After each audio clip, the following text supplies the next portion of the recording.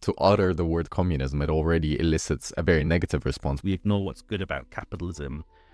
I can't believe I'm saying this, but and you can buy a Communist Manifesto on Amazon. Oh, my Tumblr was awful. I don't want to hate on Modern Family for not being politically radical enough.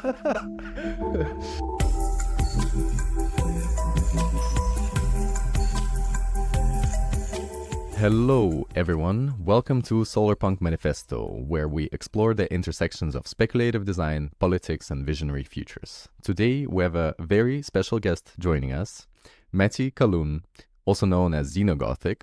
Mattie is a writer, researcher and cultural critic whose work delves into the realms of accelerationism, post-capitalist desire and the eerie potential of alternative futures. They're best known for maintaining the legacy of the late Mark Fisher. Welcome, Mattie. Thank you for joining. Thanks for having me. Very nice to be here. So I'd like to start by introducing you by your blog name, because you are known to maintain the legacy of Mark Fisher, who went by the name of K-Punk, and we all know that in the blog space, it's important to have a catchy name. And I've heard the story about Gilles Deleuze, for example, that he only became famous because he had the Z in there. I think you said that. So in a way, Xenogothic, was that the intention? Did you just want to sound catchy, or what do you understand behind it? Is it a philosophy or is it just a nickname? I've been on quite a journey with that name, I think. I kind of did pluck it out of the air. Or did I? It was 2017 when I sort of coined the name for the blog. Mm-hmm. And initially it was just a bit of a joke, I think, because I didn't feel like a very good goth. So it was like someone outside of like goth circles or whatever who had a lot of the interests but maybe didn't look the part or something like that. But it sounds more mysterious than that. But then I think I've kind of I've thought about it a lot over how long is that now? Like 7 years since. And I tried to write something about it a few years ago.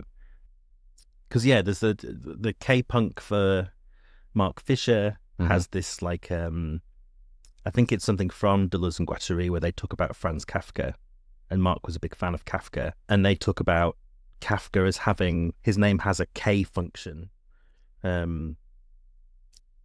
which I now can't remember how to define it. A K function, okay. But it's kind of this Kafkaesque, like a lot of Kafka's protagonists like having this desire for escape, for kind of fugitivity, an awareness of the sort of weight of bureaucracy and finding ways to maneuver around it. And I think Mark liked that, and also, the K of K-Punk being like cyberpunk. And I never identified that way, but I'd like to think more of like a cyber goth vibe. So I was like, okay, what's my version? And the Gothic, again, for Deleuze and Guattari, they have this whole thing of the Gothic being like a barbaric and nomadic art form. In all of its guises, whether that's sort of the classic Gothic of the Middle Ages or just after, or Goth of like the mid-20th, late 20th century. But there's always this like desire to kind of twist lines and things like that. And I guess the Gothic that I grew up with, sort of being like a new metal kid, and the sort of rise of mall goth. Okay. And I kind of hated that. And I was like, what does it mean that goth has like a kind of subculture, or this kind of designator of a cultural otherness is now just like hanging out at Hot Topic and like in the mall? So I think Xenogothic was like now I kind of filled it retrospectively in my head as like what is a Gothic that pulls back away from that Gothic, a Xenogothic that goes outside of the Gothic as we currently understand it, a kind of weird recursivity or something like that. But I understand that. I think it's interesting that you chose actually not to just term yourself as punk, because you speak of the countercultural aspect of goths, and then punks. I feel, for me, I also kind of identify. I like the word solarpunk because it has the word punk in it, Sure. So, but for you, the word of choice, or like the suffix of choice was gothic in this case. But so for you, it's a combination essentially of the aesthetic, but also the philosophy, as you come to know it. Did you run by anything else before? Because you said that it was only 7 years ago that you imagined it.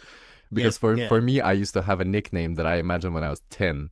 let's say, and I had to drop it, and that's a whole different story. But it was because I moved to the Netherlands, and the first part of it was a curse word in the Netherlands. So when I moved, and my Instagram tag had the word dick essentially in front of it, I was like, okay, I have to drop this. I cannot exist. And after that, I kind of struggled to imagine, because it was a part of my identity by then. It was like, you know, a third of my life, like I went by this name. And then I was like, well, okay, I can't really come up with anything better. And then now I just go by my name. Now with the podcast, I think I would imagine that I can just go by Solarpunk, but I think that's a bit too general. Yeah. So what was it? Was there anything else? There's a few. I mean, it's funny which names stick, really. Because I've blogged for a long, long time, even before. Like, I think my first blog I started in like 2007 when I was like 16. And I think that one was called The Warnbriefe, which was like from Nietzsche, I guess, Madness Letters. So I pinched that and used that for a few years. And then I had Pseudo-Child. Pseudo-Child. Again, a word with a suffix complicating relationships, that was in there. But I don't know. I remember reading a book and that stuck out to me, and I used that for a bit. But right before Xenogothic started, it was disavowal. Disavowal. Yeah. Okay. Of like because we were talking a lot at Goldsmiths at the time, with just before and after Mark died, and with people like kuh-hoon and talking about the CCIU, and maybe this is stuff we can get into. But this kind of internet blogospheric culture that has this interesting, violent relationship to language. And I just liked the phrase to disavowal something, which I guess is like something that people do online all the time, of taking the vowels out of a name or a word, and it being its own kind of new sort of nonsense thing, tentatively attached to an idea. And I like that, but yeah, that didn't stick either. Xenogothic then just, I don't know, just felt right. Yeah, okay. or it felt like to other people. It just seemed to like take off after that. I don't know what is in a name, but it worked. No, I'm not the Z, right? It sounds. Yes, yeah. It's we know what it was. Just a long way to come to figure out. My nickname had a Z as well in it initially. Now my name doesn't have a Z, so I'm struggling a lot, really. Okay, well, now that we're on, I mean, we very conveniently touched on the topic of Mark Fisher, and I think I don't want to spend a lot of time talking about Mark, because there's plenty of podcasts, you've written books, introduction to books. Everything about Mark Fisher can be found online, and I recommend to everyone listening to check it out. But to the non-initiated listener, I just want you to, in a few words, explain what capitalist realism is, why is that so important to realize, and specifically tie it to counterculture. Like, why do we need to be aware of the fact that we live in such a rigid system, in such a unimaginative system, and how it can kind of consumes us? And if we were to imagine things alternatively, why do we need to be aware of that? Yeah. So Capitalist Realism was the title of Mark's first book. Came out in 2009 on Zero Books. And yeah, it's it's a very short book, but I guess that its sort of titular concept is Mark trying to diagnose, as you said, this unimaginativeness in sort of contemporary culture and politics. Specifically, I mean, quite fittingly now too, but specifically for sort of the new Labour movement in the UK with like Tony Blair, Gordon Brown, that I guess now we have the return of with Keir Starmer, where you have a kind of tacitly leftist politics or government that actually very much takes for granted the idea, this sort of post-end of history idea that capitalism is the only system that works, that we have, and we have to just make the best of it. And I guess for Mark, it becomes this. It's purely then a kind of ideology critique, but Mark kind of plays with it in an interesting way. I mean, because you can say, I guess you said two things there, where it's the unimaginativeness, I guess, of the system, or those people that kind of are subjectified by it, but then the rigidness of the system. And I guess what Mark found was that there's kind of a slippage in between the two, where the system's kind of not that rigid. It's very kind of malleable. It shifts and changes and breaks down. It doesn't work very well. But we still have this idea, this ideal of the system that we kind of defer to. I mean, there's that, I can't remember who coined this phrase, but there's that phrase, a system is what it does. There might be all these intentions behind how a system works, what it's for, how it's supposed to work, that we hold on to, and we kind of then let everything else fall by the wayside of, like, its actual faults, the actual moments where it breaks down. You see it online with, like, people that will post pictures of empty shelves and things, and sort of the degradation of social cohesion, and say, well, that's communism. Meanwhile, it's a photo from, like, contemporary capitalist society. Yeah. That kind of thing. That strange impasse that we have, where we are faced every day with examples of how this system isn't really fit for purpose and doesn't work as it's supposed to, but we still uphold the idea above all else. And I think what's so powerful about capitalist realism is that, Marx not the first person to say that. There's plenty of political philosophy that really engages with those ideas, but in a way that's kind of becomes quite complex and difficult. And capitalist realism, I think, is just this perfect sort of pop phrase that just lets anyone else that's not well versed in philosophy or political philosophy especially to just go, oh yeah, I get it, I can see that, I can feel that. I think that's why it's now this kind of capitalist realism is this phrase that people are familiar with, whether they've sort of read Marx's work or not. It's sort of taken on a life of its own. So in terms of it being a catchy phrase, something that everyone kind of picked up on and is living now, and is being it is now used in a cynical way, that we live in a capitalist realism, what to do about it.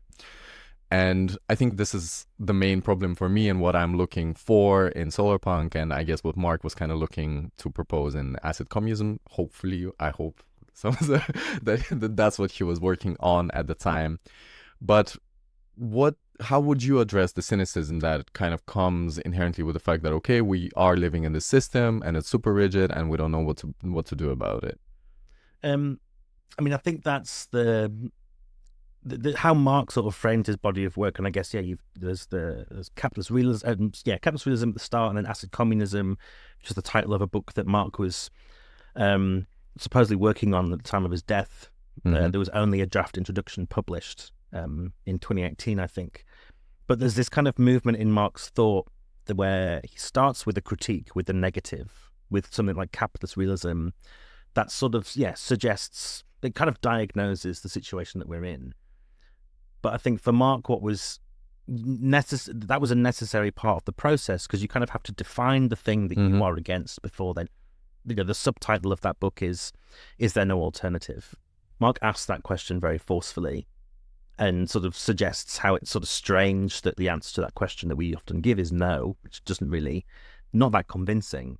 But then, his solution, not so much a solution, but his project is then, what alternatives are there? Yeah. And again, none of that's really that clear cut. He doesn't kind of offer up a very clear manifesto or project that's like, here's my political vision, rally behind me and let's go. Yeah. But do you not think that he was kind of going there with the Acid Communism?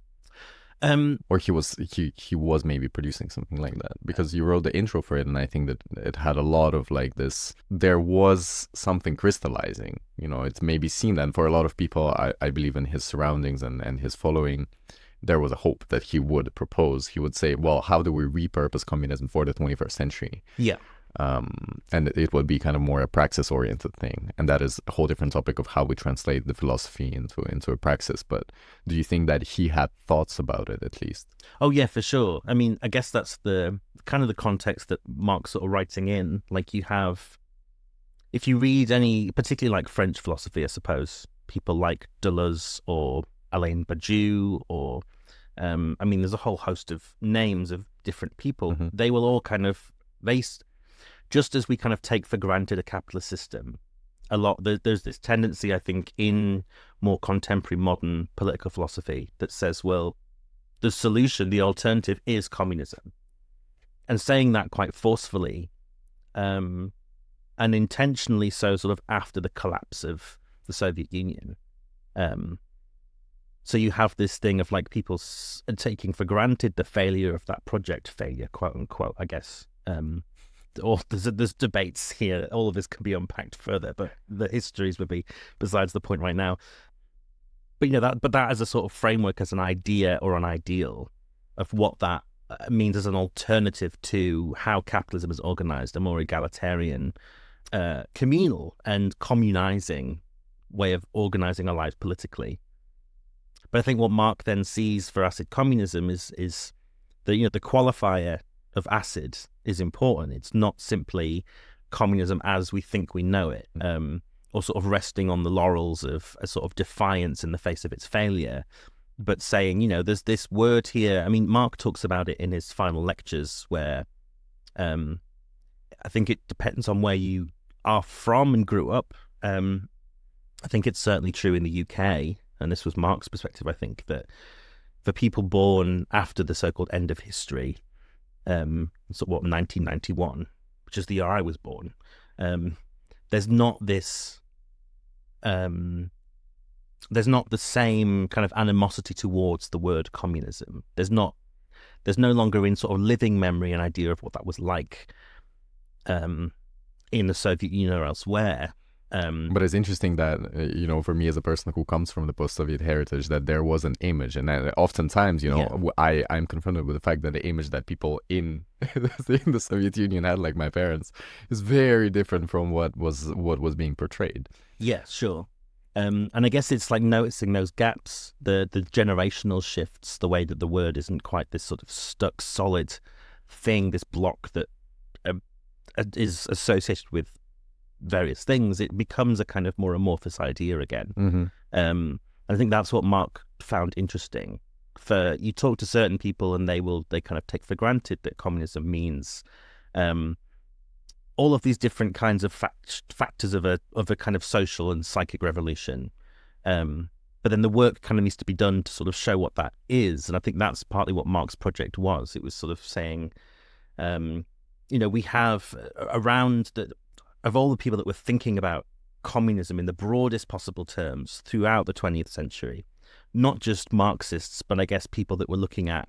So Mark talks about Ellen Willis, a feminist writer from the 1970s who, sort of following the sexual revolution, has this real desire to live in community with people, with women especially, to break down kind of capitalist patriarchal notions of the family, distribute, share in sort of domestic labor, just redistribute equally everybody's economic resources, have a different relationship to how we spend our time, sharing child rearing, all of these different things, living in a commune essentially, and seeing that as a way to play with and experiment with new forms of living outside of the strictures of capitalism. But then I don't think Ellen Willis even herself will call her idea communism. Yeah. It's more a feminist approach to alternative ways of living. Yeah. And it's not just feminist approaches, but there's a whole, communism becomes this huge umbrella for people thinking about alternatives. And I think that's what Mark found most interesting and wanted to rehabilitate, this kind of communism as this experimental space where we can really think about doing things differently. Yeah, and without any sort of prescription on what those things are, but just seeing how communities themselves want to and can live together.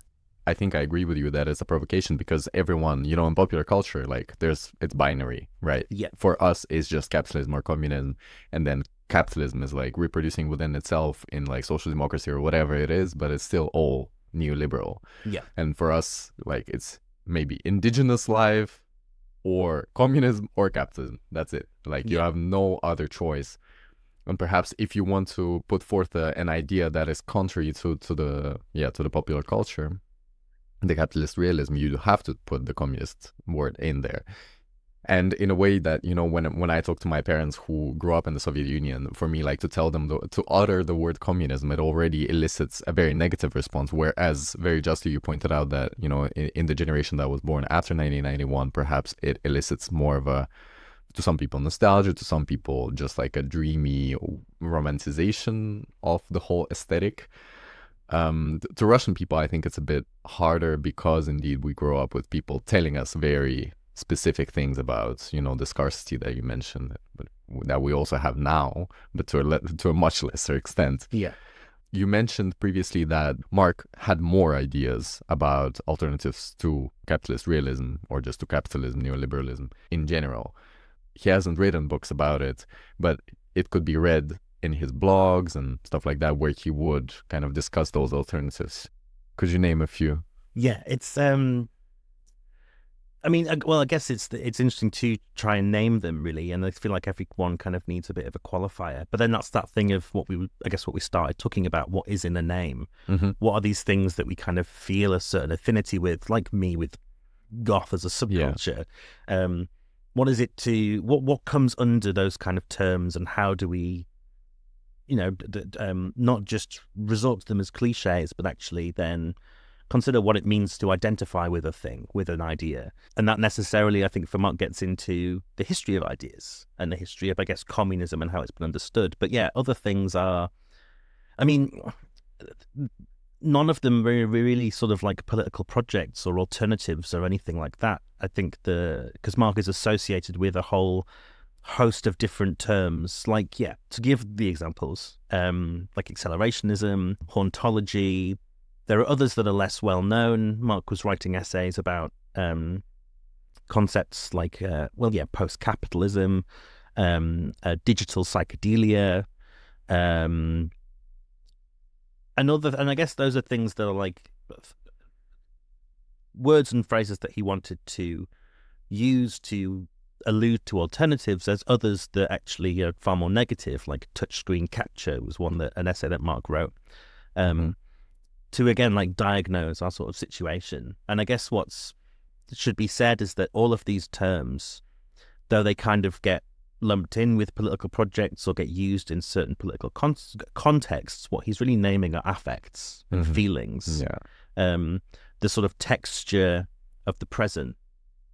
So hauntology is one that Mark was maybe most famous for, even before capitalist realism, on the blogosphere, from about 2004 to 2008, and then again sort of later on in the mid-2010s, and he kind of gathered a bunch of these texts together in his second book, Ghosts of My Life. But hauntology was a name for a feeling, specifically within music, where you had, I guess, the rise of the digital, and this is before, I guess, the world that we now take for granted, the world of streaming, the world of having all the music that you can think of in your pocket, not even as files, but in the cloud, and how that kind of does make for a new sort of strange relationship to the texture of music, its physicality. So you have artists that Mark was writing about, like Burial or The Caretaker, or the sort of roster that was on the Ghostbox label, who kind of go back in a sort of plunder phonic sort of sense of mining for samples, things from the 70s or 80s or 90s, whether that's like old BBC TV shows or jungle, sort of the sampling of dub plates and the real physicality of that underground. And I think it's just like a Brian Eno thing that he says, where like the thing that will define a medium once it's sort of been surpassed is its sort of most glaring flaw. So you have vinyl crackle as being like the defining sort of oral texture of a lot of this music. Now I guess we're kind of in a moment where I was watching this new film that people have been talking about. I saw The TV Glow, and there's this sort of play between this bright, psychedelic kind of very modern, very contemporary aesthetic, and then going back to this TV show that was a thing in the 90s that's invented. But you have that kind of bottom of the screen wobble that's kind of indicative of VHS tapes and things like that. And Mark was kind of fascinated by that kind of aesthetic quality, how that lives on through culture. But how they're very specific, they're kind of textual, they're physical, but they allude to a certain feeling that has been lost or has been surpassed. And so Mark then, with hauntology, explores how those kind of remnants, those kind of remainders, aren't just purely aesthetic, but are more affective. They're more about a sort of feeling for a time that's gone. And what is it about those times that we miss, that we wish we could hold on to, which I think then is how this aesthetic expression fades into politics. And And there was all this debating about that in the blogosphere, naming it hauntology. And then accelerationism arrives as this kind of alternative to that hauntology was seen as far too melancholic, far too nostalgic, far too fixated on the past. And accelerationism comes in, I think is the word is coined by Benjamin Noyes as a kind of pejorative. It's a tendency that he thinks is rubbish and doesn't like, so he names it this thing as a critique, and then people sort of that are following this thread of, I guess the negative is what he calls it, through sort of continental philosophy. They say, well, we actually like this, and we kind of like your name for it too. So then accelerationism becomes a positive thing. Anyway, the sort of thing for accelerationism is finding the gaps between this feeling of stagnancy in the present, what is still attractive to us about the past, but what exists outside of those things. What are these moments of undecidability? What are the things that we have now that aren't these kind of fixed signifiers, identifiers of a certain rigid politics, like capitalist realism? What are these things that aren't kind of indicative of how that system churns up and appropriates and neutralizes a lot of its cultural newness, what was new, and then becomes sort of relic? Where is the space for the new now? What is the new thing that is uncanny to us, that will, is suggestive of other spaces, of other futures? So you could give the example of like AI generated imagery, that sort of very brief moment, and these moments kind of do come and then fade away very quickly, of like when people were generating imagery and AI couldn't get hands right. So you have like what looks like very sort of photorealistic imagery with people with like 3 fingers or weird mutated hands and things. That being that kind of Brian Eno thing of what defines this as a sort of aesthetic, what defines this medium, this new medium, so that it can't do hands. So next year we'll be looking at it and be like, oh shit, but those hands though. Yeah, and I think we are so 2024. Like, yeah, no, totally. And it's that cycle that's getting faster is kind of also, that's a thing to critique though too, of like, what is it that, where there are these new things that are emerging that aren't perfect, that have this weird relationship to representation, to our sense of reality, that we then very quickly and kind of as an imperative try and neutralize those. Absolutely. Like we need to sort of keep the seamlessness of these things. And you see it with people that are talking about AI now, AI imagery. I saw there was this something on Twitter this morning that was this guy using AI to raster that film Jason and the Argonauts. Okay. And he's like this scene, there's quite a famous scene where Jason is fighting these kind of claymation skeletons. I remember watching it as a kid. And we can use AI to seamlessly remaster this. And you look at the video and it's not seamless at all. It's awful, actually. It's really terrible. But you have then in that, you have this kind of demonstration, this belief that this is really good. This is making the past better. This is making our present wicked. This is doing all these things. It's making the things new again. But there's a kind of weird cognitive dissonance there where you can't really see how shit something is. And that, I think, is kind of indicative of capitalism, of this relationship that Mark has with capitalist realism, with hauntology, with accelerationism. We have these different facets of a capitalist realism being the sort of stagnancy of the present, hauntology being this looking back at the vibrancy of the past, and accelerationism looking for the undecidability of the new and what's to come.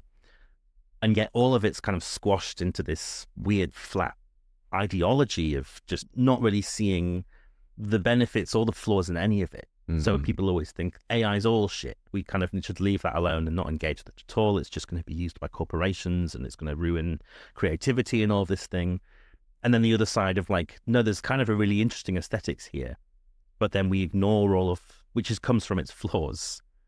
So it's like this tandem ignorance of both what's shit about it from one side and what's great about it from the other. And that then becomes, that I think is kind of a good example of how capitalist realism works. We do that with our politics. We ignore what's good about capitalism. I can't believe I'm saying this, but we ignore the sort of the things within capitalism that do point to interesting futures. The things that are kind of like AI, I guess, where We're suspicious of it because we can kind of predict it's going to be curtailed by Silicon Valley and Elon Musk and these figures that, are kind of going to ruin it before it's had a chance to really become something. There are potentials with that technology that are interesting. We can say that much. And about capitalism in general. Capitalism does things and suggests things and is capable of producing things that are interesting. But they're sort of squashed before. And I guess this is Marx's argument too, with the post-capitalist desire. Capitalism is a system of desire, and it seems to fully encase our desires. It offers us everything that we might want. But there are desires that we have that capitalism may produce but can't contain. So this desire that we now have to have all of our music on demand at all times, that's kind of a wild new thing that we have. Or, social media, we are capable of being in communication with each other instantly at all times. That's incredible. But then at the same time, we kind of see how, and it's this term that I really like, which I think is really good actually, that people talk about, the enshittification of things. Spotify is a great example, I think. I used to love Spotify when it first started as a company. I had a Spotify account. And it was the perfect way to listen to new music, find new music, organize the music that I had, make playlists and all these things. And it was just like this hub that was excellent. Mm-hmm. And then they purposely made the experience of Spotify worse and worse. They shittified it. Really? But how come? Like what? Well, so people would pay for it. It's okay, you're hooked on this now. You see the virtues of this platform. Oh, wait, initially it was free. Yeah. Oh. Yeah, right. People forget that. That blows my Know mind. that. Yeah, Spotify was free, and then they make the experience, the user experience worse. So you then you are more willing to, you have a taste of something, you desire this thing that works and is great as a platform, and then they make the user experience worse. So you'll pay to have the experience that you were used to. That's a great example of how capitalism works with our desires. It will give us something that's great and really exciting and new, and then it will make it worse, so we get caught in this cycle of renting or subscribing or whatever else. But then you're reaching for this thing that you had in the past and having to pay and become embroiled in it to what is actually changed about it over time, which is things have gotten worse, so you pay for it to get better. And it's just, I don't know, the logic of it is so twisted and confused, but that's what happens in general. That's kind of all of our lives, like iPhones and things. Like they're kind of getting better technologically, but then who's not aware of the fact they don't last as long, they're not made as well. But that's, so you'll buy a new one every year. That process of enshittification is everywhere. So anyway, Mark has this thing, if the desires that we don't have in ourselves initially, we want this music on demand because Spotify sort of teases it to us and we think that's great, rightfully.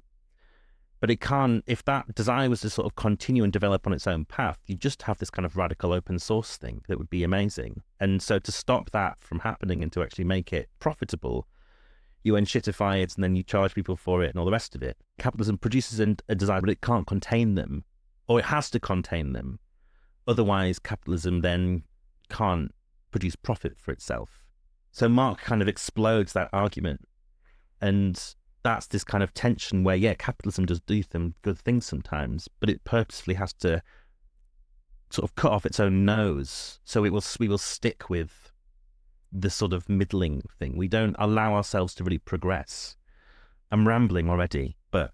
No, it was a very interesting conversation. I think I've never heard about this particular take on accelerationism. I think you define it really well, because I think to most people, when you tell them accelerationism now, it's the Nick Land version of it, right? And it's not this. Really far from this, actually.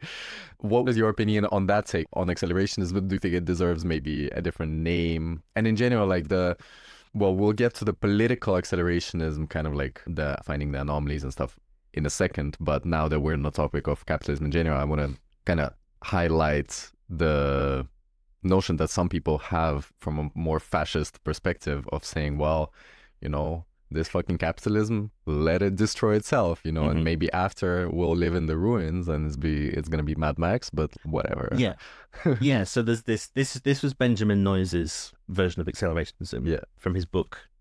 Oh, what is it called? It's like the something of the negative, the persistence of the negative. That's what it's called. And he defines accelerationism as this, what he calls a politique du pire, a politics of the worst. Things have to get worse before they get better. And that's this kind of notion of accelerationism that has kind of stuck. and kind of been taken up by the far right. So like you have like a white nationalist right will hate immigration, will hate anybody who's not white, essentially. So then the tactic there is supposedly we have to inflame a race war. We have to bring this sort of these tensions that bother us maybe alone to a head.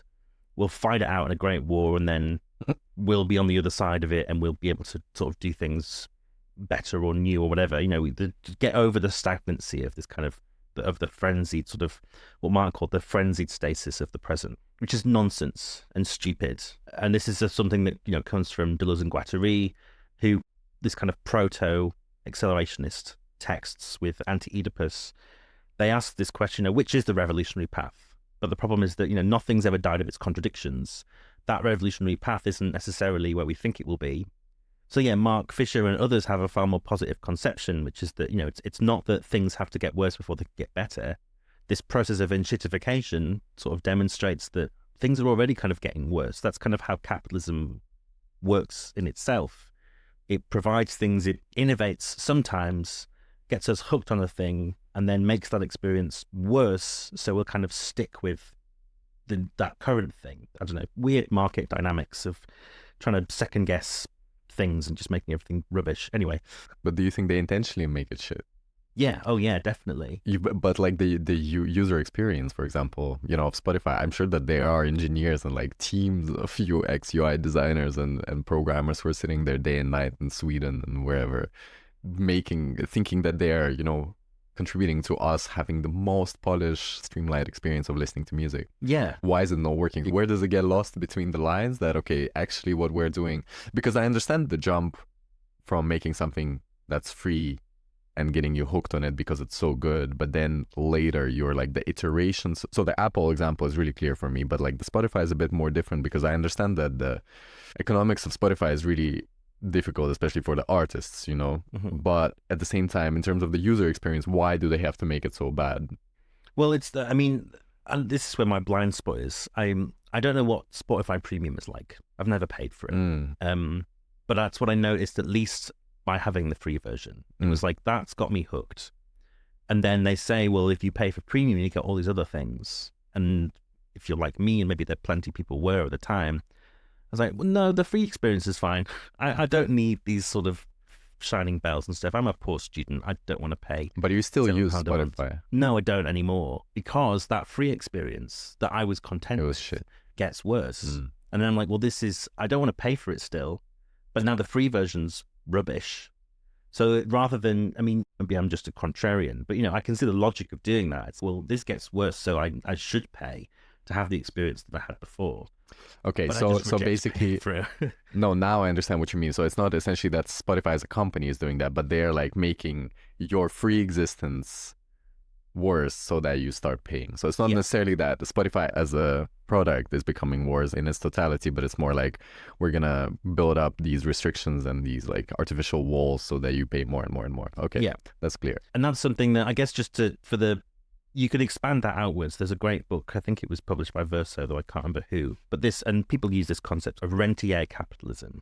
Mm-hmm. So I guess with Spotify, what you have there is the same thing that you have if you're in the rental housing market. Streaming is good because maybe you can't afford, you don't have the space to, I don't know, buy CDs or records, or maybe the ephemerality of buying digital music is kind of silly now. You can pirate it, whatever.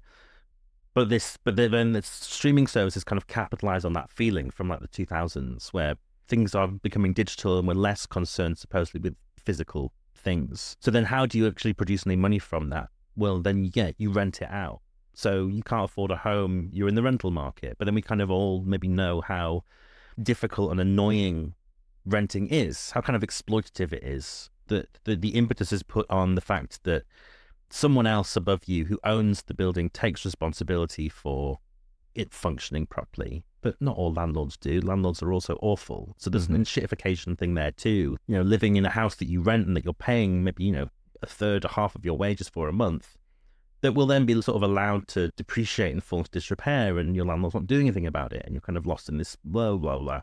That's maybe something we're all familiar with. But the problem is then that model has been expanded to everything in our lives. Yeah. You can subscribe to groceries. You can just subscribe to media and entertainment. You can subscribe to just about anything. but you're essentially just like a universal renter. We're all stuck in that kind of renting thing. And the power dynamics are sort of the same. They're more maybe obscured in something like Spotify. Paying for Spotify doesn't really feel equivalent to paying to live in a house every month. But the models aren't that different when you really think about it. Mm-hmm. And that's bad because everyone hates renting, but we don't hate Spotify. And I'm like, why? I hate them both equally, actually. I'd rather not have any private property sort of thing. And that's when the communism comes back into things. But anyway, accelerationism, before I completely just derail my own thoughts, accelerationism is this, I guess, a project that really takes care to think through those desires. The desire to have a home, to listen to music, to be able to watch movies, to these things that are good, and to kind of see what ways, what can be done to accelerate those desires beyond capitalism's sort of recursive process of capture and enshittification. We know we want nice things.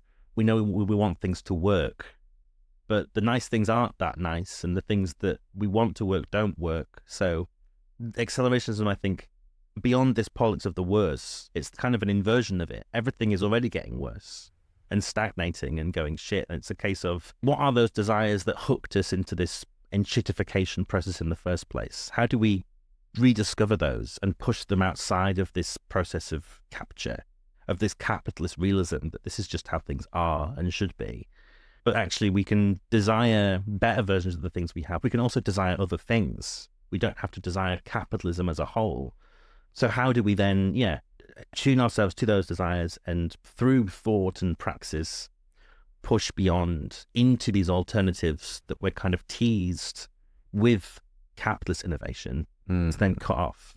Why is it cut off? Why can't we go further? That's this post-capitalism thing, that like all the ingredients for another world are here. We have them already. They're just blocked inside this weird enclosure. So how do we push beyond that enclosure, both in terms of our imagination, but then practically, materially? That's post-capitalism, accelerationism for Mark, I think. I think that's a great explanation for anyone who's not familiar with the work, but it's really marvelous how you explained it. And to this end, if we want to get to these buckets of whatever we imagine our alternative existence to be, so we speak about these anomalies, and you've spoken about political anomalies, social anomalies, there are technological anomalies as well, as we just pointed out, that there are these things that, burst out into life, and then it takes some time for capitalists to kind of like seam it, right? So just flatten it with the rest and engulf it. Mm-hmm. So I have several questions about this.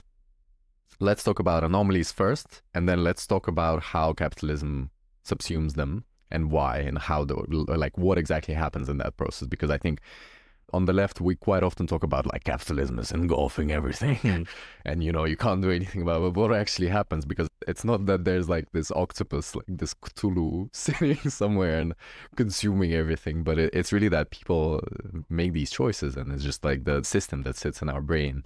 So first, okay, what is a political anomaly? Why are they important? And how do we embody a political anomaly if we want to move beyond the capitalist realism? Mm-hmm. So Mark has a focus on this that's far more aesthetic. His final book, The Weird and the Eerie, is a kind of expansion and exploration of those two concepts, the weird and the eerie, in culture primarily.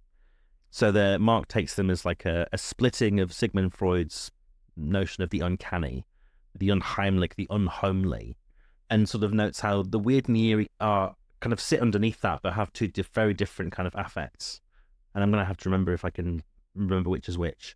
I think that the weird is something where there is something is there and it doesn't belong. The eerie is where there's something missing, and that's weird. Mm-hmm. So an eerie landscape is maybe a landscape that's devoid of human. What is of human life, maybe the thing that's so familiar to us, when it's not there, we get this kind of creepy feeling. Or maybe we feel an agency, we hear an animal cry that we can't identify where it comes from. That kind of spine-tingling feeling of there is something here, but I can't identify it. Mm-hmm. And Mark talks about how that's used in film and music and literature. But I think what he's kind of gesturing towards is, these more political anomalies that we can maybe hope and imagine that's what his plan was for acid communism when that book was coming out. And I guess it's something that we are kind of all broadly familiar with. And what's difficult is just how politicized what we think of as weird can be. So Mark talks about the work of H.P. Lovecraft, who has plenty of writings where he, has this kind of mythology, this Lovecraftian universe of eldritch creatures and unsayable, unspeakable, unimaginable things, the Cthulhu and all this sort of stuff. But in so many of his books, this space where the weird spaces where these kind of other forces come through are often racialized. So I think it is in the Call of Cthulhu, or maybe it's another story. But he has this detective who goes into the woods, and there's this, just Lovecraft describes these people in kind of ways that are now very much quite abhorrent. But he's talking about black bodies, brown bodies, people, just non-white people, having what essentially is a rave in the woods and invoking this kind of, celestial figure, this sort of demonic Cthulhu thing. And that sort of is horrifying and drives the white people insane. They can't comprehend this, this not just a racialized otherness, but something sounds like kind the of 70s cosmic. or the 90s, really. Yeah, no, well, exactly. And I think that's what's interesting is that, like, Mark he doesn't really make the connection in the Weird and the Eerie itself. It's so short, but I think you can kind of piece together these different pieces of his writing. There's a bit that I really like in Simon Reynolds' book Energy Flash, which is his kind of history of rave culture. And there's an interview with someone in the book where they kind of talk about the experience of being a raver in London in the 90s and how you have this awareness of being a part of an entirely other world. You get up and you go out and dancing and you're out all night. While you were very aware the rest of the world is asleep. And then when you see people getting up, and I think this is something we've all probably kind of experienced, you're out all night and you're partying, you're having a great time with your friends, and then it's 6 a.m. and you're seeing people waking up and going to work, and you kind of have this jarring thing of like, I'm living in another time, in another kind of space-time. And that kind of being what was so powerful for rave culture in the 90s in general, that subculture that was kind of so loud and so brash and so defiant really did sort of illuminate. There was sort of millions of people in this country, especially, that were living very different lives, that were weird to most other people. But there was a politics there. There was a desire for, an escape from the drudgery of everyday life that was effectuated through a literal inversion of daytime. Yeah. And I think you can kind of there are other examples, but it's the connection between these two things which is always so important. And I think there's a lot of not a lot of controversy, but there is a potential controversy in some of Mark's work. And maybe it's something that he deals with very tentatively and delicately, I think, which is this kind of aestheticization of politics, which, like Walter Benjamin famously says, is the root of fascism. But I guess what we have now is often this kind of distinction between everyday aesthetics and everyday politics. I kind of feel like I can use myself as an example. Walking around Newcastle, I often have a very weird experience. Non-binary, I'm maybe a notable local cross-dresser. Maybe my clothes are weird to a lot of people, and especially feel that walking through the city centre, you will mostly see men wearing a t-shirt and jeans. And if you're not, the fact that you're not wearing jeans is that it feels like the one thing that's like, what the fuck is this creature that's not wearing jeans? Like, it feels like that's the main shift. Jeans are fine, get over it. But there's this sense of weirdness where it's like you kind of have this thing of like, you can see people looking at you being like, you're a bit of a weirdo. And maybe that's true. But there's a politics there for me. There's a politics of escape, of living a different kind of life, of living a different kind of life in community with other people, with queer cultures, or a local queer culture that is not as extravagant and as kind of bold as a rave culture, but become very, very aware of living in a bit of a bubble and being aware of the fact that, like, the way that our lives look and work and function is very different to what's outside of it. Yeah. And that being a kind of political anomaly. But I guess the point is that name of weird, it gets kind of back to why we name things. Like, what Marx takes a lot of time to really pinpoint, what are we describing when we call something weird? What is in a name? What is the kind of history of that word? What are its modes of expression? Who do we associate with an aesthetic weirdness? And I guess the next step then with this communism is like, well, okay, but that's a glimmer of another world coming through, like, in itself. So you see something weird and you're aware that there are other ways of living. And it's not to say that way of living is something to be universalized, but there is an agency there that you can live otherwise to how you're expected to by this kind of totalizing capitalist system.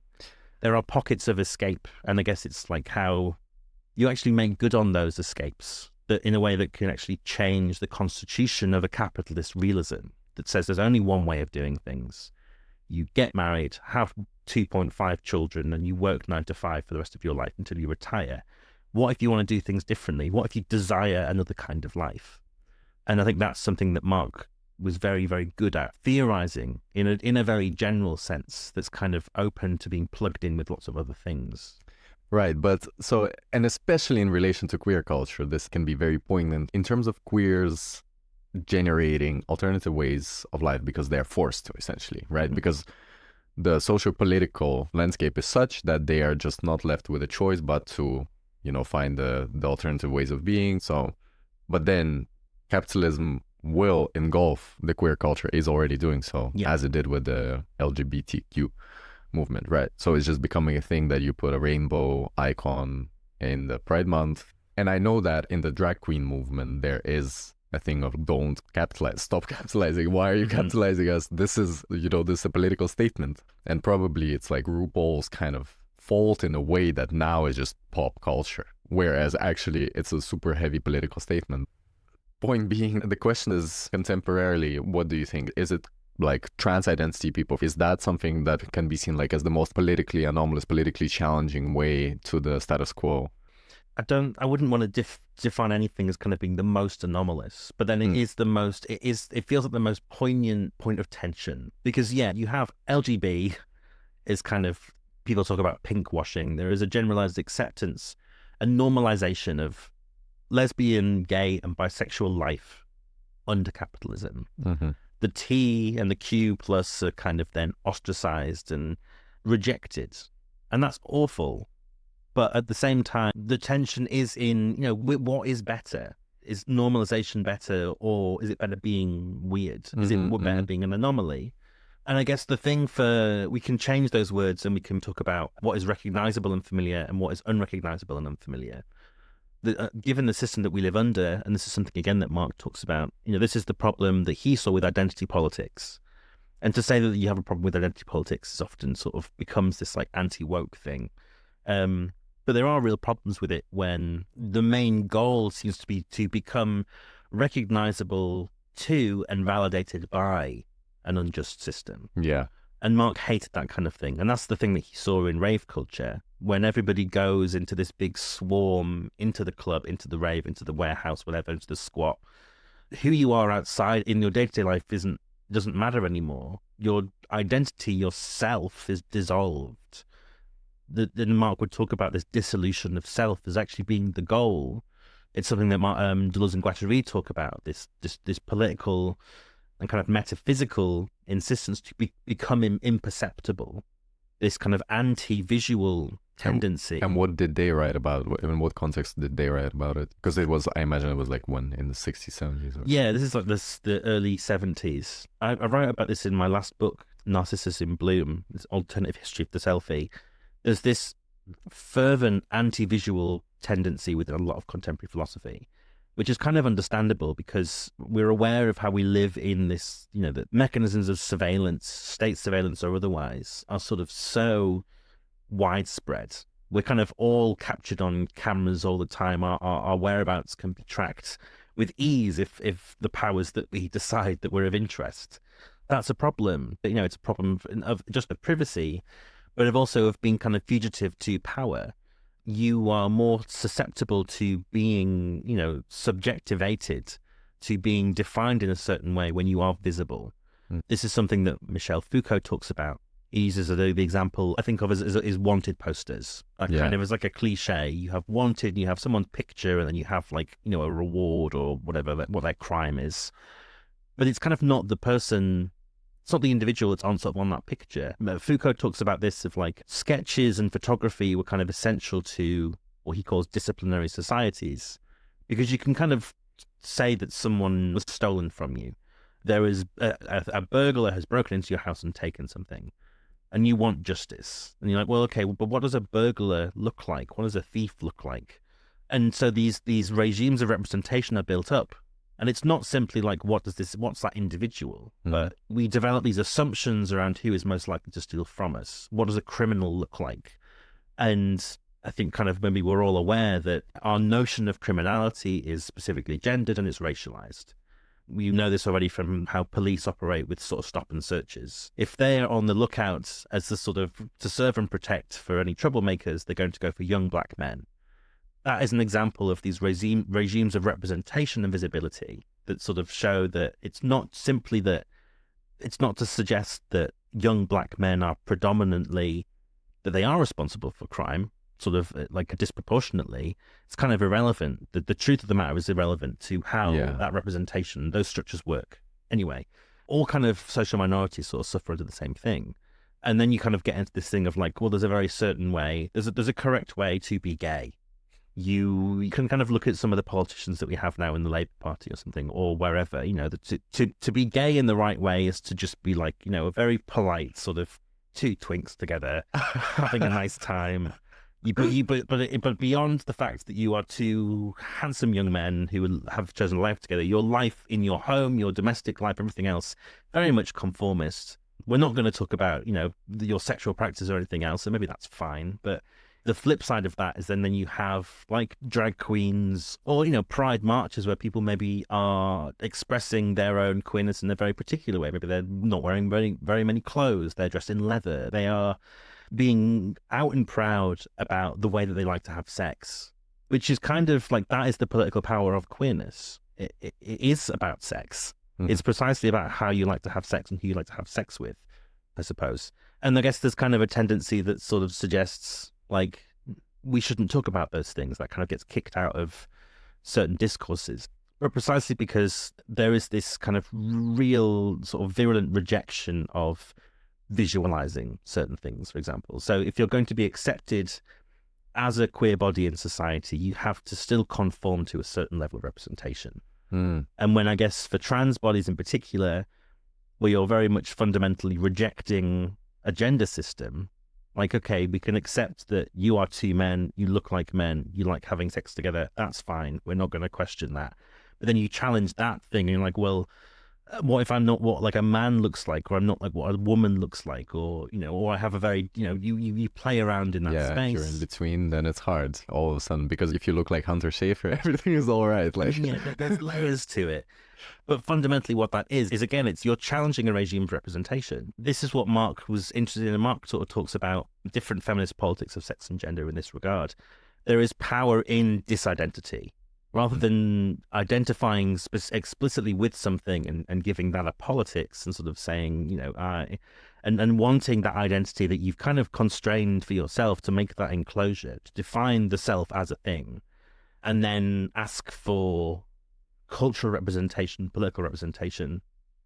There's a kind of fine line where I kind of don't want to say that that these marginalized bodies should not be represented in culture. They absolutely should, but it's in a way that can actually challenge a regime of representation that can, you know, exploit what that identity is.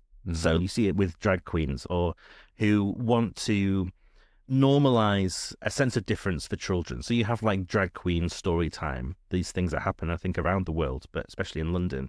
But they're often protested because then you get this visibility, this kind of process of normalization, which I think is beautiful and really nice. And, you know, kids are used to seeing people that look different to they maybe expect. And then the right kind of exploits that and says, well, drag queens want to be around kids all the time. They're groomers and pedophiles. Yeah. And that's that kind of slippage, that real kind of like catch-22 of what visibility and representation can sort of do to you. I don't know where I sit on this personally. And this is kind of what my book on selfies was about. I think visualizing yourself and giving yourself images to play with is wonderful and essential to how we understand ourselves. But we are kind of caught in this place where the ways that we represent ourselves and to our, you know, the people closest to us can easily be kind of exploited and, yeah, pulled apart, kind of twisted and, yeah, used against us. And in terms of staying an anomaly, then, yeah, how do you maintain that? Because in a way, I've never really spoken to a lot of queer people about this topic specifically, but I guess my intuition always was that, similarly to the LGB communities, in the end, they will end up just being the norm. You know, it's just like, okay, fine, you can do that. We will have to, you know, wait a little bit and see what does normal queer look like. Like, you know, what is the standard representation of a queer person. I'm sure somebody will come up with that. I'm sure there will be like Disney movies about queer people, and in the end there will be a picture perfect queer person, same as a gay person. What do we do about that? Is that the intention? Is that what we want for queer people? I think that's where the politics then remains super important, because I guess there's the example of this picture perfect gay couple. I guess there's the example of in Modern Family, that TV show. There's like famously there's the gay couple in that show, and they adopt a daughter, and it's all very wholesome and it's nice. But it's kind of worth then recognizing how they fit under that umbrella of a modern family. It's their extended family too. There's the queer couple, and that's kind of normalized, and then you have just the other members of the family. But it's kind of that normative version of what a family is, which is inherently capitalist. Friedrich Engels talks about this. He's got this book on origins of the family, where fundamentally what we think of as a normal family of father, mother, child is its own kind of political hierarchy that is set up for very specific purposes. And it's changed, and there's kind of a lot to say about that, really. I kind of want to leave alone. It's how then a queer relationship is subsumed within that wider sort of normal umbrella. Nuclear family umbrella. Yeah. And and that's kind of where it's sort of shorn of politics, and that's fine. I kind of like don't want to hate on Modern Family for not being politically radical enough. But I think that's the question for other people. How are you understanding your own queerness? Is it simply that the people that you fall in love with are of the same gender as you, but then nothing else in your life is questioned around that? I mean, the reason, and I think that's kind of this tension that I think is important to consider, because that's why homosexuality is penalized, criminalized in the first place. It doesn't cohere to a natural model of the family, quote unquote natural. But this is the way that capitalism works too. This notion of like what Deleuze and Guattari called deterritorialization and reterritorialization. That capitalism first enacts on the family. We have a very strict hierarchical version. You have the patriarch, the mother, the child, and then this kind of wider subset of individuals who kind of help with the labor of social reproduction, of raising children, of making a household function, whatever.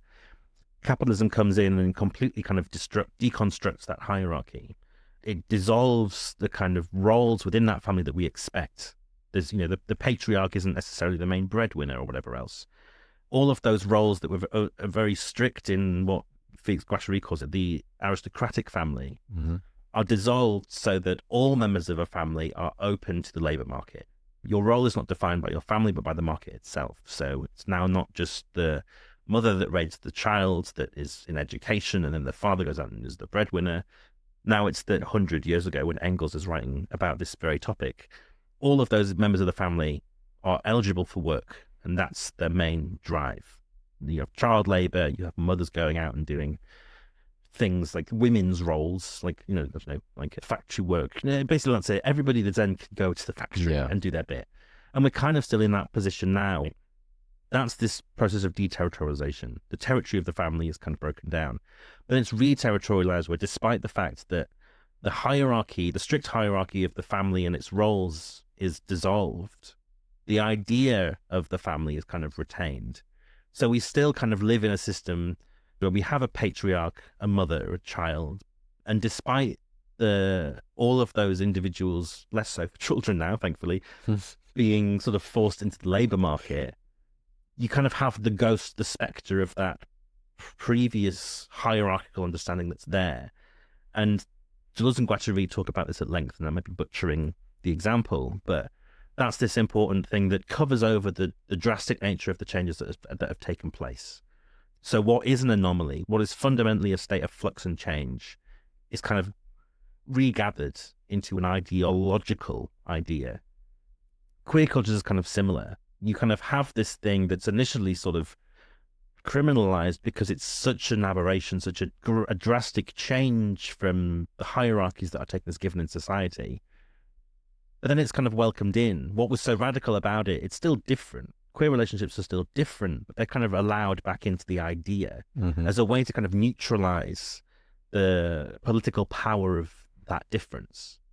That's the importance, I think, of where politics comes back into being anomalous.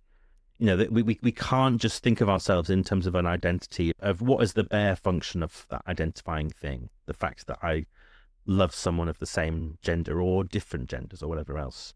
Retaining the political valences of being anomalous is essential, because otherwise that overarching structure, the family, the capitalist way of drawing us all into the labour market, it kind of counts for nothing. If you're a drag queen, you don't get involved in this kind of corporate drag circuit, because that is this process of normalization where the politics of what you're doing is neutralized for the sake of profit. And I don't really believe in this politics of like selling out, because I think there's a tension there of like an underground connecting with popular culture, and that can really change things. But this is the thing that Mark talks about. It's a question of staying one step ahead of those re-territorializing processes. You just introduced this very interesting concept for me of re-territorialization. That is something that I'm deeply interested in because of its libidinal power to change things dramatically. So in order to prevent the re-territorialization, essentially, that is constantly happening, do we have to move faster than capitalism? Like, can we do that? Can you envision what kind of movements have that impulse and that inertia to race with capitalism? Do you think it's a race that can ever be won? I mean, that's the gambit of accelerationism, quite literally, that race. But it's hard. I think this is why this politics of representation becomes so integral to it, because, I mean, you can look at just how fast capitalism is at making its decisions. Look at something like high-frequency trading, where the trading of stocks is completely automated. You know, the trades happen within the blink of an eye, far sort of faster than like human comprehension. If you think of the old sort of Wall Street version of like, how does a trade happen? Oh, it's like one guy shouting down a phone, another shouting down the phone, and they have it out for 15 minutes, and then, I don't know, there's a resolution. These things just happen in sort of fractions of a second. But they're able to do that because these systems have these insanely huge data banks. Like for someone that's trading stocks in corn, for example, I think I remember reading this somewhere, they will have an entire database of like the fluctuations of the price of corn going back to when records began. And we're talking like centuries and centuries ago, and using all of that data to, you know, make these calculations and what's the best way to yield profit. So that's all quite interesting for thinking about the price of corn, but it's a kind of automation of, I guess, what Marx calls like the value form. Like, what do we actually see as valuable? And not just, you know, financially speaking, but I guess culturally speaking, what can we assign value to? Often not things that are anomalous. What I think is interesting for Mark, and talking about Alex Williams, who kind of first popularized before as a kind of critique of Mark Fisher's work, this notion of accelerationism, he talks about these moments of undecidability, of things that haven't kind of been integrated into this great representational system in these spaces, that not just communities that reject capitalism, but communities that capitalism rejects for itself. But even then it's only tangential. Like, you know, you're talking about sex toys that you can buy online. Like, you can buy anything online. You can buy the Communist Manifesto on Amazon. The desires that you have, capitalism doesn't care what your desires are, as long as it can make profit from them. But then the question is then, you know, what could be the consequences of desiring another kind of politics? Like, okay, you can buy a Communist Manifesto on Amazon, but then there's a space of undecidability there where maybe you buy it and then maybe, just maybe, you read it. And then you kind of rethink, you put it on a shelf and you show it to your friends. I mean, it happens, right? But what if, you know, there's a gap there where you can, yes, it's accessible, but then what if you read it and that changes and how you actually engage with the capitalist system? You know, capitalism's kind of not really considering the consequences of the things it monetizes. All of this it's kind of a question of like mass agency. Like, it's not that we just desire things and capitalism feeds on it. Capitalism produces desires within us through these like marketing networks and whatever else. But then what if that produces a way of feeling a libidinal process, a libidinal drive that takes us kind of just outside the bounds of capitalism? And how do you kind of maintain that? Just to come back to briefly to something that you were saying before, there was a reading group thing here in Newcastle, just down at the Newbridge Project, that was around this book that came out a few years ago, Transgender Marxism. And there was someone in the discussion who was talking about effectively living in a commune out in Northumberland. a queer commune of kind of old style, like 70s vibe, it felt like, but in a fun way. That it was a group of lesbian couples who all decided to live together and pool their resources. But this woman was talking about how, she has that allows for a kind of a version of communal care, essentially, as everyone looks after each other and, collectively raises their children or whatever else. But kind of being dragged back into the flaws of capitalist system itself. Like they still have their own family, and they were talking about having elderly parents who are now kind of stuck in the sort of state care home system, and how expensive it was and how unfit for purpose it was, and kind of having one foot in and one foot out. But having this one sense of a community, a explicitly queer community that was doing things very differently, and yet just in the sense of that we are all embroiled in this system, no one can step outside of it altogether, having to come back and deal with how their parents were being looked after in a kind of normative, normie space, for lack of a better word. The differences then are just sort of made all the more egregious. And I think that they were saying that emboldened them to really live more purposefully in their commune. I see. And I think it's that's a tension that we all kind of sit with. No one can fully escape this system, but we can make these sort of choices around how we live together where it makes us all the more aware of the flaws and the thing that's supposedly inescapable. You open a crack into another kind of space. And as the world keeps churning, that crack grows bigger. And I guess it's a question of what happens when it's not just a small community of maybe half a dozen lesbians living out on a farm in Northumberland. What happens when that's like on a mass level? There was a sense that could have happened with COVID. It didn't. Yeah. The financial crash, it didn't. And it's like, why didn't it? How do you push that beyond, the terror of the unknown to actually show people that like, this thing isn't working. We're not really set up to deal with a lot of these crises of, of disease, of economic greed, of weather changing and all the rest of it. We're not really fit to deal with them. What if we were, though? Now you brought up really two great examples of these leverage points, potential leverage points that were just kind of ignored or just slipped through the cracks. I think the problem of both of them is that they're traumatic, perhaps, and you just have this nostalgia to come back to what was before, right? In general, these kind of bugs in the system of capitalism that capitalism just cannot accommodate.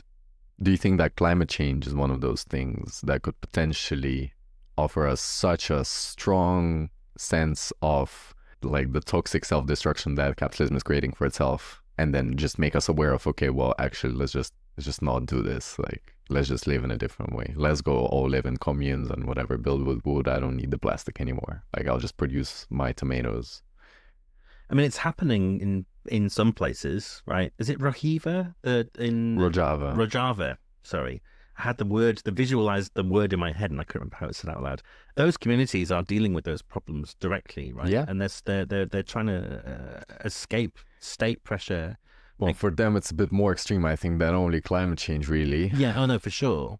Maybe this is the thing for outside too. Like that's a whole situation, a complex situation that's responding to a whole different set of pressures and concerns. Yeah. But then you have, I proofread a book here a few months ago that was about permaculture and had a whole chapter on the way that they were doing things in that regard. Using Rojava as an example of developing that because of the quite specific political conditions that the people are living under, it's not just having like a culture of their own, but specifically the way that there is also a permaculture, and what can be learned for other places that have less of a necessity to develop that because we live maybe here. This is someone talking about living in Bristol and probably living quite a nice, like a very different lifestyle. Yeah, but for me this is kind of the question, because I totally understand why queer people are generating these like pocket utopia society communities that can support each other, why racial groups, ethnic groups in this particular case, there's a lot of cases in which the marginalized communities are gonna form, but like what about the West, who control, or like the global North in general, that don't care about anything? They're gonna be like, well, okay, we have all the resources, we have all the money, we don't give a shit. So at what point are they gonna give it up? And for me, it seems that if you point out that, if you just poke at the logical fallacies within capitalism for long enough, which has been happening, we know already for almost like 60 years, let's say, that shit's not working with climate change, and we're not really doing anything about it. but we are responsible for it and we are not doing anything about it, and the others are suffering. So it's like, okay, these people can go live in a crypto anarchy, but we're gonna have a social democracy neoliberalist state, like, and for how long can that sustain itself? Because I mean, you and I, we live in this society. We can go and live with Rojava people in northern Syria, sure, but like, and try to instill that world and maybe expand it into something, but that will be a conquest against these super powerful states usually, that are not interested in you. Well, these are marginalized communities, whether abroad or at home, that are looking for these escapes, but because they exist at the sharp end of this system and its faults. And I guess it's when you are living at that sharp end, that brutally sharp end, the alternatives become a necessity to not just think through but develop. And that's evident. But I guess then the point is that there is a great deal of potential that is sort of that people on the outside will see in those communities. Maybe they're anomalies, but the potentials that they offer, the other ways of living that they offer, which are essential for dealing with a lot of problems, are available to all of us if we'll take them. It's not a case of someone here who's just a bit disgruntled with a 9-to-5 going and living in Rojava. It's like, that's an interesting example, say, like someone takes a specific interest in that. What can you do in your own local space that helps sort of widen that? Not just like making it a kind of utopia that we all exit to and leave the neoliberal state behind. How do you puncture it from within? What are the examples from everywhere that can be developed and honed within your own life? And that's always communal. It's always social. And it's a complicated question, but I think it's just sort of like getting momentum behind that sort of thing. Like, people at the sharp end are having to do it. Maybe we don't feel quite so sharp about it, but we have the same dreams and desires. Why is that attractive to us? What does it offer? Why can't we find ways of doing it, maybe even sort of more subserviently, where it's kind of easier to maybe produce some of those things? Because, you know, for some communities and just like middle-class people in Heaton or whatever, they're not kind of being looked at as intensely as like the people that are at the sharp end, the kind of openly, you know, queer or black and brown communities or whatever else. How do you open those spaces out when you're kind of almost a bit more invisible? It's interesting. I think this is what I would like to dedicate the last part to, and it's kind of the dissemination of ideas, this poking, the idea of poking through holes until the system collapses into itself or just becomes redundant, right? To begin with, I wanted to say about this community building thing that recently I had a conversation with another like Solarpunk friend of mine, and she was suggesting that we create a repository of like Solarpunk projects around the world. And then I later saw on Twitter that it already exists. And I was like, okay, what else can we do? And then there was another notion of like that we discussed earlier in the podcast in the first episode, actually, about gamification of the Green New Deal. It's like, how do you make people in a capitalist way make better decisions for the world? And I was thinking that why don't you just gamify like these Solarpunk community building exercises that you like compete between, like Heaton and Desmond are gonna compete with each other, which community is more Solarpunk, and it's gonna be like defined by the number of tool libraries that you have, or like I don't know, community support groups, and like how many meetups there are, and it's like it's going to be mapped and it's going to be transparent. There's gonna be like the Facebook of Solarpunk communities where, and there will be competition because there's already competition between, I don't know, Newcastle and Gateshead, and who knows why. Like, it's just there because there's a river in between. They're just competing because of the topology of their existence, of their like spaces they occupy. So why not just introduce this kind of a notion? Okay, well, now we're gonna gamify this for you. Gamify world building, essentially, like creation of pocket utopias. And I think maybe we'll develop that into something bigger. But I wanted to speak more in general about dissemination of ideas on the alternatives through music. And we have spoken about this, like how do you get people attracted to ideas that are first foreign to them, that are this, you know, edge maybe, or that are poking through the system even, and then you kind of let people in through the cracks and you let them see what could be potentially happening. But you said very rightly that, okay, but we are in the system, like we're not escaping at this very moment. So it's just like, how do we open up the cracks for now? Do you think that art is offering that to a sufficient extent at the moment? And what does the like Solarpunk art exist, but you know, first and foremost, it's aesthetic, it's not really political. then there were people like Andrew Dana Hudson who were like, okay, well, what does the politics of this aesthetic look like? But in a way, it's not really firm, and I don't know if it's inspirational enough, and I don't know if there are other media. I know Jay Springer, that on one of the talks, he actually calls upon people to reach out to him if they want to make a music project. I actually saw that after our conversation, so maybe we should talk with Jay about it.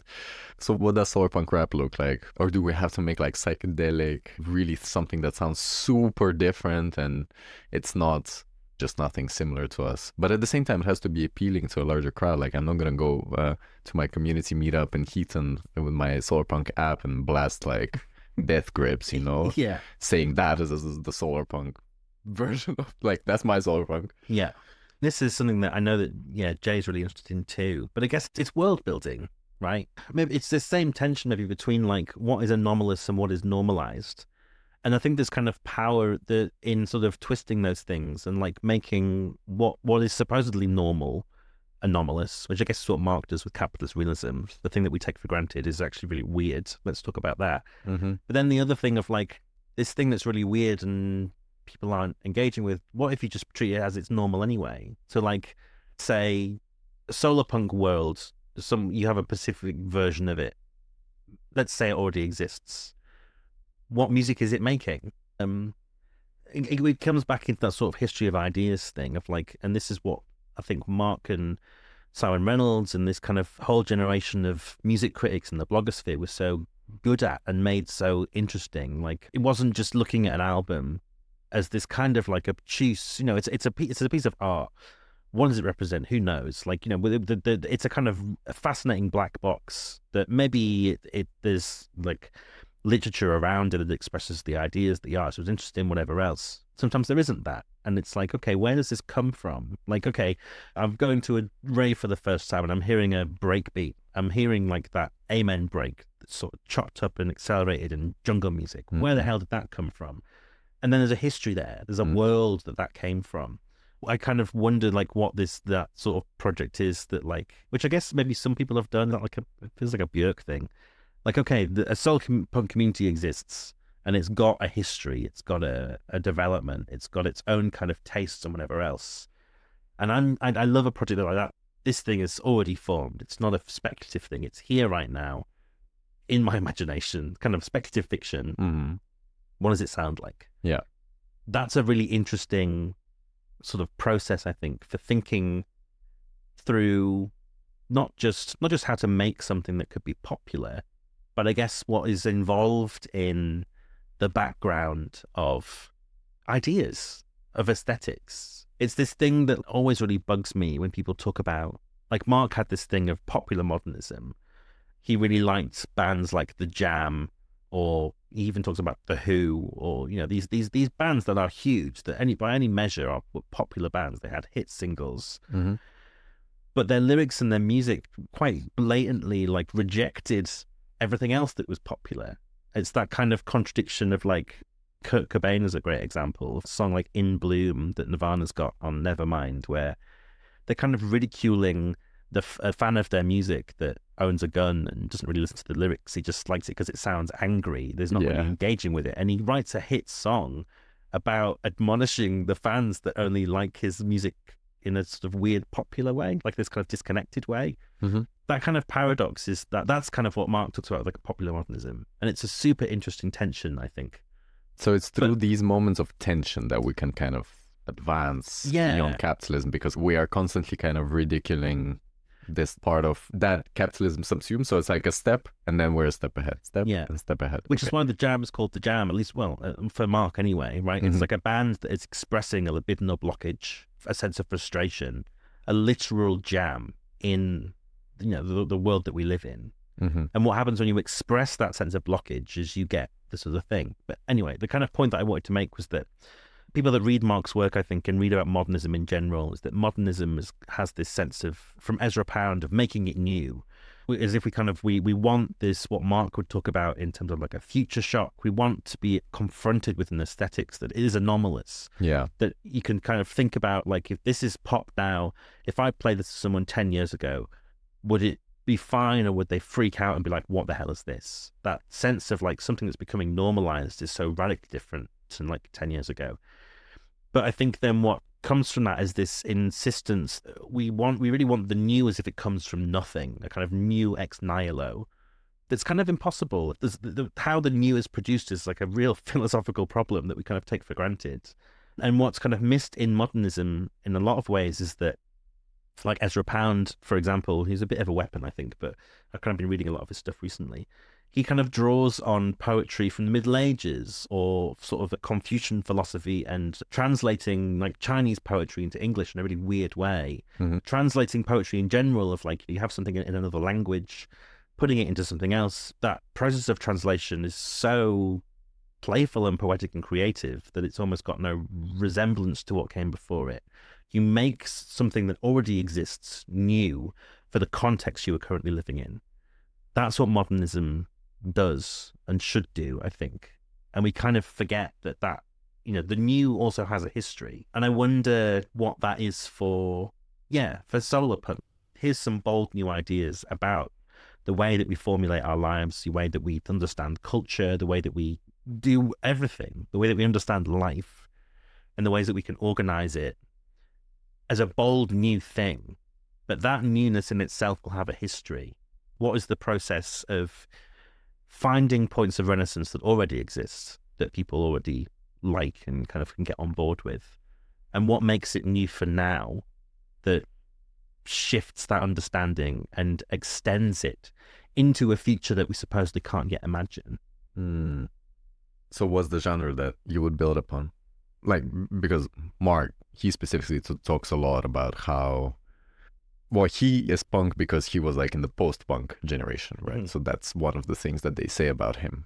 So this is the sound that he most resonated with. It was not the hippies. He hated on the hippies until he wrote the intro to Untitled Communism. But like, okay, let's say Solarpunk is a bit of a revivalism of the hippie culture in a way. So it's okay, let's take that. And a lot of the inspirations for Solarpunk, they come from the arts and crafts movement, from Art Nouveau. Okay, so we have like this organicness, this hippie-esque aspect, but it's tech as well. Because for a lot of people, like if you ask ChatGPT to write something about Solarpunk, which I struggle with now a lot, because if I have to like synthesize something very quick, and I asked ChatGPT, okay, tell me something about Solarpunk, and it's like telling me about solar panels. I'm like, that's not the point. Like, you're taking it too literally. And this gives me pride in a way that now, after like being only engaged with the movement for like less than a year, I've already synthesized something that is uniquely my own and my co-host. Like, we have developed with Lola this conception of Solarpunk that we think fits better, and that's why I'm kind of also discussing the sonical dimension as well, because I want there to be a sonical dimension. I want this to be a world which looks a certain way, which feels a certain way, and which sounds a certain way. And what is popular now, if we want to do this iteration, we can imagine, okay, well, so it's going to be like, the organic aspect we have in the neo-tribal now dimension that is really popular, like these flowy things and these glowy things, which are very popular in the queer aesthetic. Take the psychedelic aspect, take what's popular now. I'm not really a big fan of hyperpop music, but I suppose you can you can extract certain aspects of it and make these like a bricolage of what all those genres represent, and then make that and say, well, now I'm doing like, this is the Solarpunk. And maybe perhaps make Solarpunk in a way that Solarpunk is now not a social movement, but it's kind of like post-punk. So it's like a music genre in itself, like instantiate that and say you have like a different type of punk music that sounds like it's solar punk, so it should be like all about solar panels, like according to ChatGPT. But then what do we rap about, or like what is the lyrics? I think this is part of why it's so important to like really excavate the history, but I guess more importantly the recent history of the things that we're kind of utilizing, right? This notion of psychedelia, for example. Not just in the sense of like, forget about the 60s and 70s. Well, I mean, don't, but there's a lot in there that's useful, but it kind of had its moment. But then when I think about psychedelia and sort of the tensions and problems with it that I kind of want to both love and, well, I guess have a complicated relationship with, it's, I guess, was what was maybe called like neo-psychedelia in like the late noughties, early 2010s when I was a teenager. I'm this is like a book project that I'll probably I want to get around to. I really want to dive into that. But that's that. It's The it's like, transition from the 90s to well, no, just like like noughties noughties in psychedelia. general. That was such a weird and now very much maligned and kind of ridiculed moment. But where did that come from? And I guess for like now, there's like this rehabilitation of psychedelia, maybe thanks to Mark and Nazi communism. But how does that version of psychedelia deal with this really, like the 60s and 70s? Maybe that failed for sure. But Okay. the noughties version is so much weirder. And we don't really deal with that when thinking about psychedelia now. Well, wait until the Solarpunk music Well, comes around. exactly. Yeah. And Solarpunk feels like a really interesting, like Solarpunk, it fits with a lot of that music, I think. I don't think that's what Solarpunk music should sound like, but that's kind of its history. Oh yeah, 20 years later, or no, almost 20 years later. We'll see. Okay, I had one more question for you that was related. So I identify myself or I align with the vision of Solarpunk the most. What do you align with? What's your aesthetic? What's your Tumblr aesthetic? Tumblr aesthetic. Oh, my Tumblr was awful. It was all like art house cinema screenshots and gore. I was like Mine was the as real well, but that was wild 20 years west of ago. yeah. Now what is it now? No, I mean I like this. Xenogothic is my name for it. Sure, I don't yeah. know what it means. Mhm. In general, it's quite open. And like these global currents that feel like mixtures of like Sino-futurism, yeah, solarpunk for sure, a kind of new cyberpunk vibe that's kind of not like the video game version, but we kind of live in these weird metropolises and this kind of war between green space and grey space, and I don't know if it's an aesthetic that I align with. I feel like increasingly what interests me is this complete dissolution of like separation between culture and nature. I've been thinking about it for like a few years now. There's a Gary Schneider poem. I can't remember what the poem's called, but he talks about this. He conjures up this image of a house in the wild in the house, and that, yeah, there's no nature. It's just one big house where we live. I really like thinking about that, of like mountain, and there's another band I really like, Mount Erie. There's this lyric that he has of talking about mountains and websites. I'm fascinated by that kind of, the seamlessness of that kind of, how my life is organized between those two things. I love being outside. I'm outside in all weathers. And I love being outside on my laptop. I love being within things and aware of this insane amount of information that's at my fingertips and not seeing that as a contradiction, but like all of it. And I don't know what aesthetic that has. I don't really think about it that consciously, but maybe that's solarpunk, right? That's what I think in my head of as solarpunk, of a reconnection with nature that isn't fetishistic, that is like, takes everything that we are as human animals and what we produce and what we live alongside. It's all nature or no nature. The whole term becomes a kind of unnecessary enclosure. Yeah. What if we actually address what we live with and alongside properly? And I think maybe I tend towards the Gothic tendency of like that. The take, like that what it actually looks like in your head. Yeah, I understand that completely, because then I feel like then it would be a solar utopia, and that's why I have the word punk in there. And for me, it's less so about the like how these people who are originators of the movement, or like the main people behind the movement, that they speak about, okay, what do the punks look like in a society that looks like that? For me, it's more of a post-punk kind of formulation, the etymology or the morphology of the word. For me, it's just like, this is solar utopia and this is solar punk. Yeah. Like, and for me, for you, I guess it's like, it would be solar goth or something. Yeah. Like, well, it's like there's that band, I really like, Wolves in the Throne Room, from like the Pacific Northwest. They're like environmentally conscious, progressive black metal, who just like, they try and capture, their guitar sound is wind and rain, and like it's harsh and it's blackened and it's goth, but it's nature. yeah. I think I like that, that's not afraid of the city, that actually is happy living in a city. Yeah. It doesn't fetishize the difference between concrete and grass. I mean, concrete sort of sucks, but that feels a part of all of it. Yeah. Even within a city, even like Newcastle, and especially in a city like Newcastle, it's nice to live in a sort of urban centre and feel very much at the mercy of the elements.